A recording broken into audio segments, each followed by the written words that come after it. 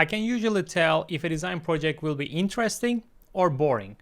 Not because of the designer, not because of the skills of the designer, but because of the brief itself. And the funny part is, or maybe not that funny, but you can ruin a good brief in two ways. But also you can make a bad brief into your advantage. You can change it a little bit. Let me explain. Let's say our first brief is design a futuristic BMW. This is the first brief. And the second brief can be, like, more interesting way, can be imagine the last BMW ever built before autonomous driving became mandatory. You see the difference? Like, the first one is design a futuristic BMW. It's very open and it's possibly to be boring. It's like maybe the next BMW 3 Series or maybe the next step. But the other one is, it has already a story. Like the last BMW ever built before autonomous, or you can say the last BMW ever built before electric is mandatory. So it, you can already have a picture in your mind how it would look like. So this is the first thing, the way you structure the brief. But if you are not the one who is giving you the brief, if you get one of these briefs, you can also still ruin it. Let's start with the good brief, but you might ruin it the way, like, two ways. First one is you might be totally ignoring the brief. It's not a good direction to go, because when you totally ignore in any project, any brief, you might be lost on the way, because the sketching is a starting point. You might be excited, but then when you're developing it with Photoshop, Viscom, Blender, when you develop the design itself, you might start to make different decisions. And these decisions may change the direction of the project. And if you don't follow any guideline, which is the brief of the project, you might be completely lost. The project might be a little bit confused and confusing. So it wouldn't be a clear direction. That's a trap. The second way is when you follow the brief way too closely. Like, let's say the brief is design the next BMW 3 Series. And if you follow it too closely since the beginning, you might be limiting yourself creatively.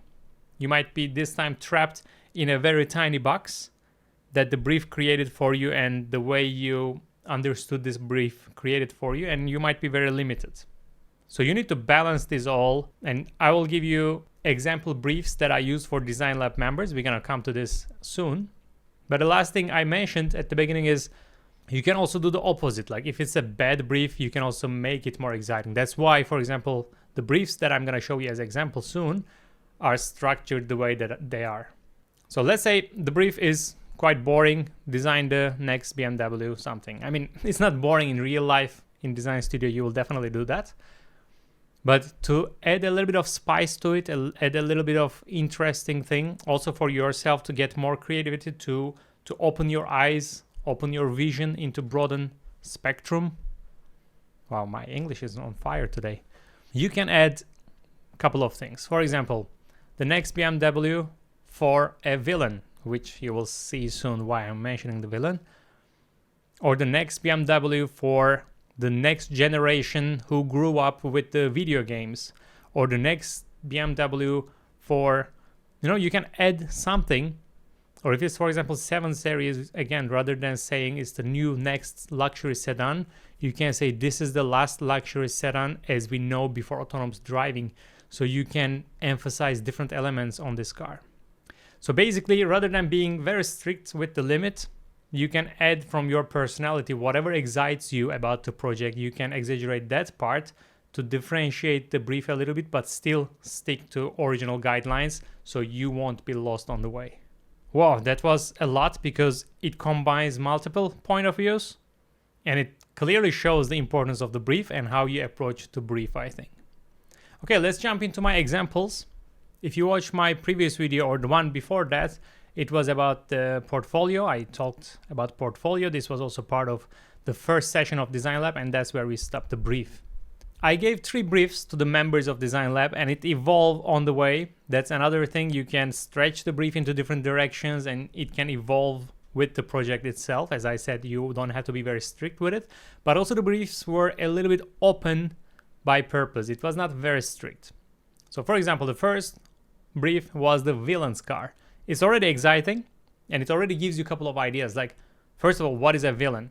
First thing came to my mind was more like the mafia boss. It's like a villain that we know, the bad guy, but in a more traditional way. So it would be like a long hood type of like a Rolls-Royce style, but in a more evil version, luxury sedan.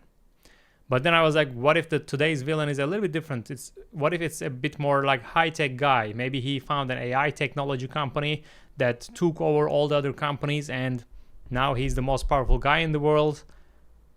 Probably his car wouldn't look like a traditional mafia boss car. So it would be, I already can see it's more like a monolithic, high-tech, way more interesting, like more new approach to the villain's car. Or another approach might be like the Joker. It might be the colorful character. It doesn't have to be black and dark. It might be totally colorful. It might be a different type of villain. So already the villain's car itself can go to different directions. One important rule was no weapons, because as I mentioned on the previous video, it's better to not use weapons on your portfolio. Depends on who you show it. It might be very cool, but in general, I'm on the side that it's better to keep it away, especially where the world is right now. Let's not show the guns on the portfolio as well. I picked the villain's car. One more participant of the design lab picked villain's car as well, and I'm gonna show you the result, the process on the next videos. But the next brief, let's jump into it. It is the parallel universe brand. So why to say like the next BMW? It can be what if BMW designed by Audi? But it's not like they had a collab, so it has to be 50% Audi, 50% BMW, but it's more like a brainstorming session to add different design language into the brand as an experimental project. I don't know, imagine if Polestar designed a Lamborghini. It would be different type of Lamborghini. It would be more minimal direction. Or if, again, a minimal brand like Audi, like here we see the Type C concept, if this design language was applied to Alfa Romeo. So on one side, very curvy Italian character. On the other side is very German, like solid surfaces and clean surfaces. And when you mix them, but not 50-50, that would be interesting combination. And at the end of the day, the trick of this brief is you don't have to say like, oh, this was an Alfa Romeo designed by Audi. You don't need to show it on your portfolio because it would be confusing where you apply. Like, are you applying to Alfa or Audi? It would be tricky. So it's more like an internal brief that you give it to yourself. Then you design this new Alfa Romeo with a new design language, and you don't need to mention Audi or whatever brand you used as a inspiration for the surfaces and so on. I remember when I was doing my internship at Ford Commercial Vehicles in Turkey, during the internship they told us, make the next truck which is not a Ford. And we are doing the internship at Ford. It was an interesting challenge because if you want to make anything look like something else, like you can say, oh, this car looks like a Ford because of a tiny detail there, or maybe because of general language, or because, but when you say none of the details or not the design, like the design language shouldn't look like the brand, then you come up with something new. So it's not like going step by step. I gave this example before. You don't push like, okay, the next one and then the next one, and then you stay somewhere here. It's better you jump way further and then slowly come back and make it a bit more like a Ford, and it will be way newer result compared to the original where you would have been if you just went step by step ahead. So this is another good brief that you can use for your projects to think, to open the mind. Of course, if you go totally crazy and if it gets totally lost on the way, it might be also tricky because then Alfa Romeo would say, oh, this guy has no clue about what Alfa Romeo is. So it's better to find your balance there. The last brief I gave for the Design Lab workshop members was the world without air. That was kind of interesting that I would maybe do it on the next workshop myself, because imagine a world with no air. I don't know, it can be a parallel universe. One of the participants, I'm gonna come to this as well, picked this brief and switched it into a bit different direction. But his idea was going into like space tourism, and there's a racetrack on the space station. That is quite interesting.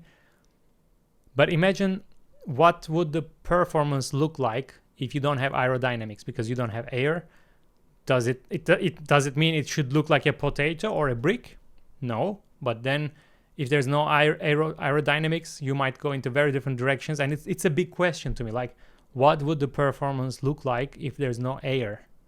Because now, you know, all the wings, all the splitters, all the elements which shows the aerodynamics of the car and exaggerate it even more to show the wildness and the performance of the car.